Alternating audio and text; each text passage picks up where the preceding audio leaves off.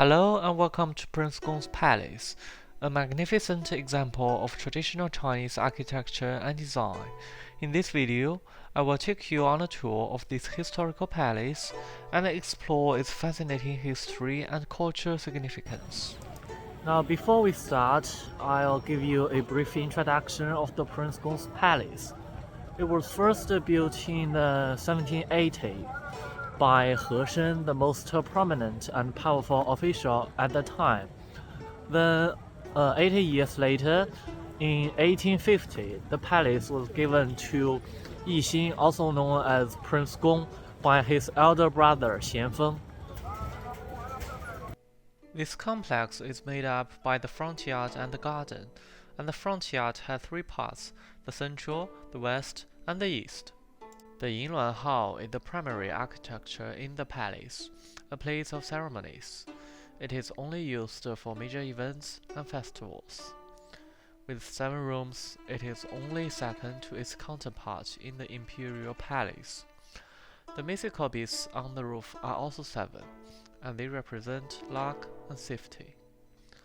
The original building was burnt in 1921 due to the purification of the Lantern Festival. It has been rebuilt and now hosts an exhibition of prince palaces of the Qing dynasty, including some relics and pictures. Going through the Yinluan Hall is the Jiale Hall. Some say that the tablet is bestowed to He Shen by Emperor Qianlong, but it has no inscriber, nor is there any record.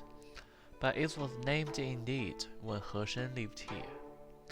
This palace is used for ceremonies in the time of Yixin, to worship ancestors and gods of the shamanism.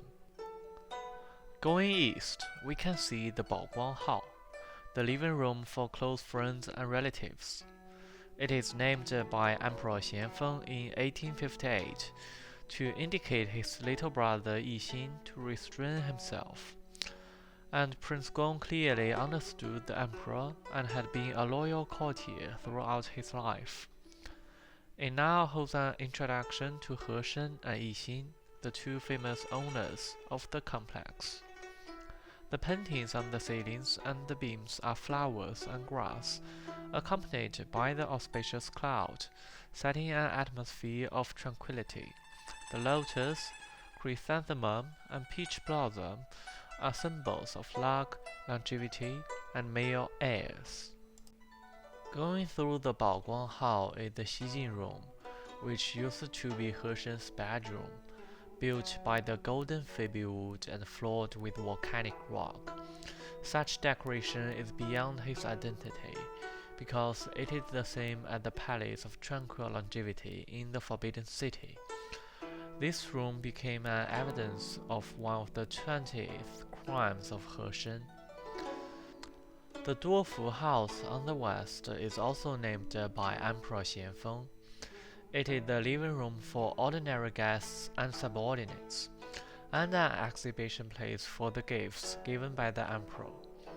The tablets hanging in the center means you can only have good fortune and a long life by following the emperor's will. The two characters on the tablets are pleasance and longevity, written by the emperor himself each winter to the top officials. It is the very place where the prince negotiated with the Anglo-French allied forces for the Second Opium War in 1860, when he was only 27 years old. The rear cover building, also known as Baoyue Building or the Buddha's Building, is the longest of its kind in China. With 111 rooms arranged in a row, it is 180 meters long. It separates the front yard and the garden behind. It is said that they were the treasure house of He Shen, and the shape of the windows represents the type of treasures. The entrance to the garden is a Western-style gate, built after the Haiyuan Gate in the Summer Palace. This gate is the only Western-style architecture in the palace, exhibiting the prince's ambition to learn from the West to save his country. Moving forward, you will see the Dule Peak, which served as a screen wall to keep the mundane matters away from the garden. It is also called the child granting Guanyin, because if you look at it in this perspective, it is like a woman holding a baby. It is said that before having the stone, He Shen had a dozen daughters without a son, and in the second year of placing the stone here, his wife delivered a boy for him. The bat pond is built in the shape of a bat, because bat and blessings sound the same in Chinese, fu. Around the pond are elm trees, the fruit of which looks like copper coins. Hence, this place is built for blessings and wealth. The artificial mountain is called Dicui Rock, the top of which is the highest point in the palace. There are two paths leading to the top on the two sides of the rock, and there are two water tanks at the end. In summer and autumn, the water tanks will be filled for water to drip downside, and moss will grow in the wet environment to make the mountain green, hence came the name. Inside the mountain stands the Blessing Tablet, an inscription of the Fu character by Emperor Kangxi in 1673. 100 years later, the tablet was secretly moved here by He Shen, who thought it can protect him and prevent his house from being confiscated after his fall.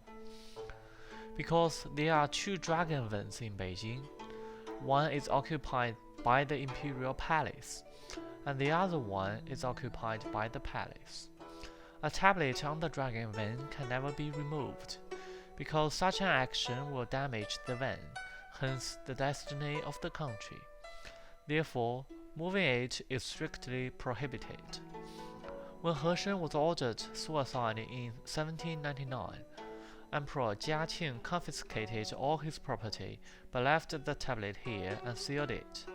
It was not rediscovered until 1962.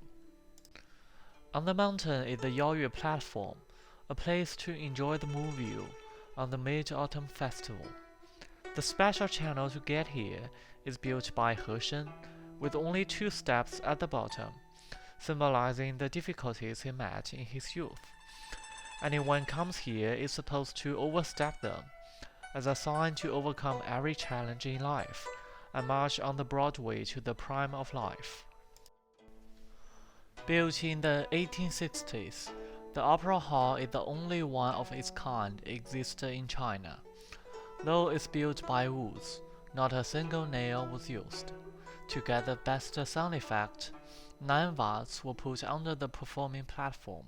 Columns, walls, and ceiling are painted with vines, as if true nature. This is because Emperor Cixi used to watch operas in the yard, and the prince dared not to have a better place, hence painting the walls, indicating that this is a yard instead of a hall. Thank you for joining me on this tour of Prince Gong's palace.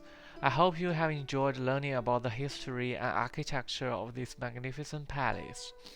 If you ever have the opportunity to visit Beijing, I highly recommend that you take your time to explore this historical treasure and see all of its impressive highlights.